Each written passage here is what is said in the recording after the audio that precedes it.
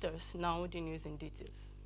The unveiling of Nigerian Health Sector Renewal Investment Initiative by President Bola Tinubu is being applauded as the needful compact for a multi-sectoral approach towards attaining universal health coverage in Nigeria. Gaston Good Morning Nigeria and unanimous that it's time to end fragmented efforts in the health sector by working together for a game-changing, life-saving experience. Lidam Samse reports. With over 70% of Nigerians paying out of pocket for healthcare services, the hardship and escalating cost is a great concern. Nigerian Health Sector Renewal Investment Initiative, the guests acknowledge, is the best way to mitigate fragmentation of efforts and a great enabler of investment in the comprehensive healthcare industry that will also expand financing access and economic growth. Universal health coverage is first and foremost a political decision, but not just a political decision, but on paper, but a political decision that needs to be translated into action, starting with appropriation of the budget required to accelerate health. Our effort was strengthen the coordination. I think is very, very, very important one.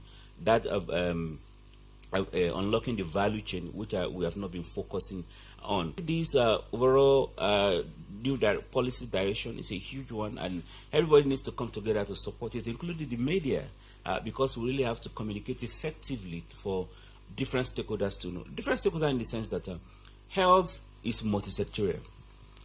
They reiterate that the package of intervention must prioritize positive community engagement to counter misinformation and rumors. I think the role of CSOs, of community, the civil society organizations is going to be key. I think as well the accountability that the communities need to hold accountable to the health facilities is going to be key, and we need to support all this effort. I think meaningful community engagement is the way forward to ensure that the government delivers the services that they are promising to. With 80% of the Nigerian population getting healthcare from primary healthcare centers, the experts are emphatic that strengthening primary healthcare center services across the country cannot and must not be compromised to ensure universal health coverage in the country. In Abuja, Lydia Samson, NTA News. The Supreme Court of Nigeria has upheld the federal government's appeal against the release of the detained leader of the proscribed indigenous people of Biafra, Nnamdi Kanu. Olabode Arewa reported that the Apex Court held that, although the manner through which his name was invaded was unjust, this should not prevent him from standing trial on criminal charges filed against him, the report. Following the Federal High Court and the Court of Appeal decisions that the manner of Kanu's extraordinary rendition from Kenya to Nigeria was illegal and unlawful, the federal government had gone ahead to obtain an order against Nnamdi Kanu's release, saying he may not be available for his trial. The Supreme Court in the decision held that although the security agencies acted unjustly in the manner in which they invaded Kanu's home in 2017, no law forbids Nnamdi Kanu from facing trial for the alleged crimes he was accused of. This is victory to our administration of criminal justice, because it shows that once you are an accused person, once you are a defendant, no matter what excuse you want to bring to hide under the law to say that you should not be tried. What the Supreme Court says represents the law. We respect it. We go by it. It simply means that we have to go back to the High Court and get done with this quickly. We still have hope. The initial terrorism charges filed against the detained proscribed IPOB leader included membership of a proscribed organization and incitement of the public to disorder. Olabode Arewa, NTA News. Of Safe Services is engaging civil society organizations and media practitioners towards building a symbiotic relationship for national security. Director General of the DSS Ate Pali calls for patriotism and honesty in making Nigeria a better place. Details will come your way in our subsequent bulletin. 80 years old is an impressive age that not everyone has privilege of seeing.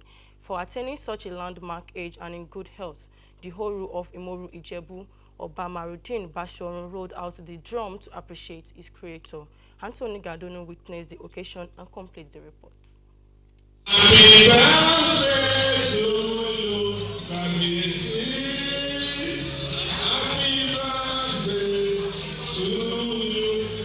In attendance were dignitaries from within and outside Ogun State, royal fathers, captain of industries, families, sons and daughters of Imoru Ijebu, distinguished league of octogenarians who joined the Oru of Imoru, Oba Monirudin Bashorun, to celebrate his 80th birthday. The celebrant, Alayo One, who is an accomplished engineer, means so much to many who came to celebrate him. The Gbegonde of Ososa Ijebu, Oba Adetoye Alatishe, the newly installed Iyalode of Imoru, Chief Mrs. Fatima Okununga, said the octogenarian Oba Monirudin Bashorun's role in deepening the real cultural heritage and uniting his people is unparalleled. Orubugbo is a unique Kabiyesi.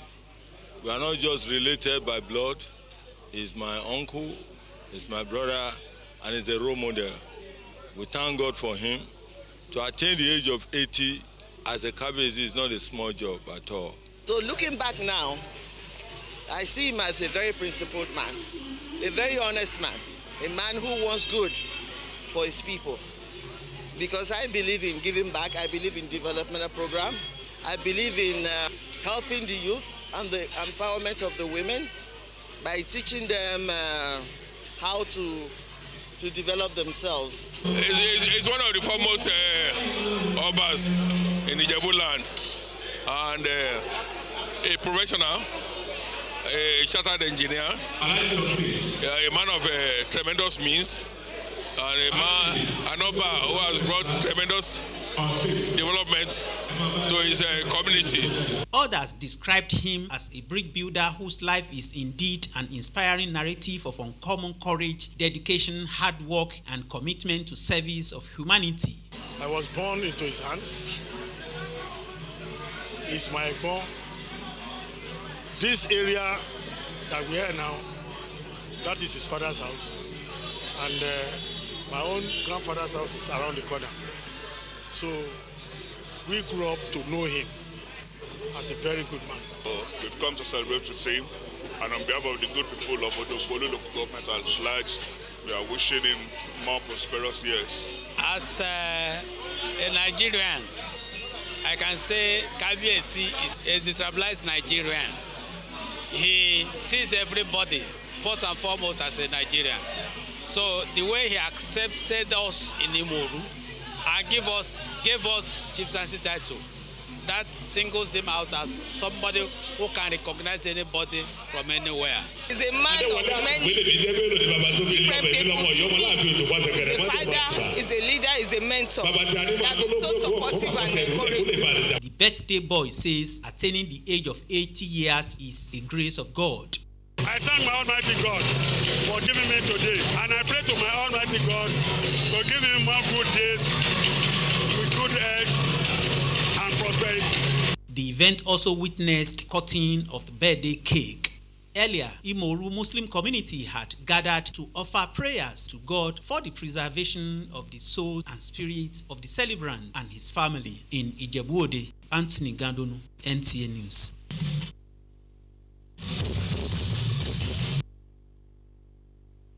We will be back shortly after the break. Stay tuned.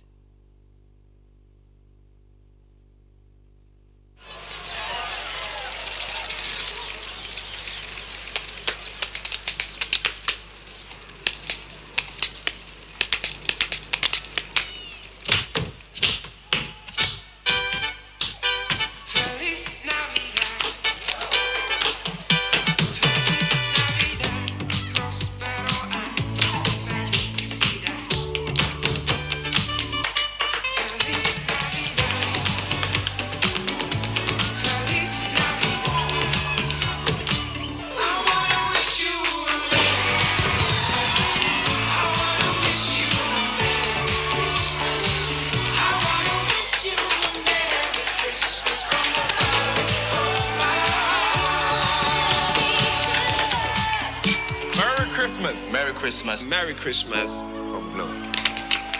Glow Unlimited.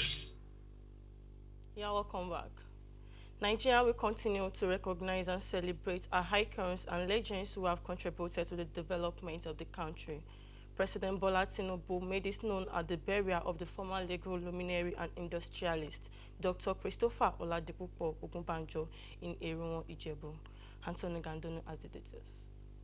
The funeral ceremony of late Chief Chris Ogunbanjo include federal government's two-man delegation led by the Secretary to the Government of the Federation, Senator George Akume, Ogun State Governor Dapo Abiodun, two former Ogun State Governors, Chief Olusegun Oshoba and Senator Ibikunle Amoftun, and other prominent personalities as well as legal practitioners. In his sermon, Venerable Ebenezer Babatunde Abiala, who centered his preaching on the certainty of death for all creatures, challenged the congregation to live righteously to end well and gain heaven, while paying tribute to departed legend. Leader of the federal government delegation, Senator George Akume, and Ogun State Governor Dapo Abiodun said the entire nation will miss the man described as a renowned figure in the corporate world, legal profession, and a distinguished community builder. Papa has gone, but he has left a wonderful family behind. And to members of the family, so what you conveys this wonderful advice to you, be as united and solid as ever. I should prepare to take over the mantle of leadership from your wonderful father, grandfather, and great-grandfather. Chief Ogunbanjo was not only a professional legal practitioner known for his intelligence, promptness, forthrightness, and commitment to development of jurisprudence in Nigeria. His achievements, both as a legal luminary and philanthropist, will remain indelible and very hard to replicate. He will be deeply missed by all.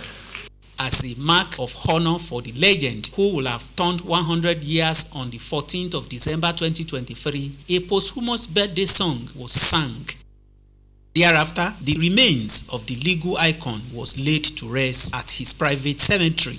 Other prominent Nigerians, including former Commonwealth Secretary General Emeka Anyankwu and Dr. Olusegun Awolowo, late Chris Ogunbanjo's influence extended beyond his professional accomplishments. Chief Chris Ogunbanjo has left a very huge legacy. He was a colossus in the corporate law sector, and he was very instrumental in the formation of very important Nigerian economic policies, particularly indigenization. Virtuous man, and the rest is history.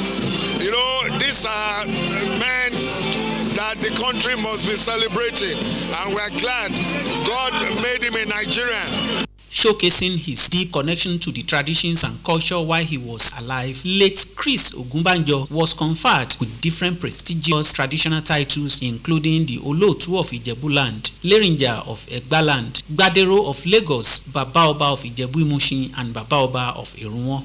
Died on October 7, 2023 at the age of 99 years, Dr. Chris Ogunbanjo was survived by children, grandchildren, and great-grandchildren in Ijebu-Ode. Anthony Gandonu, NTA News. And that ends the news for tonight. But before we go, let's take a look at the recap. Nigerians applaud President Bola Tinubu's renewal investment initiative in health sector. We also told you that Supreme Court upheld federal government appeal against Nnamdi Kanu. That's all we have for you for tonight. Until we meet next time, I am Titilai. Okay, good night.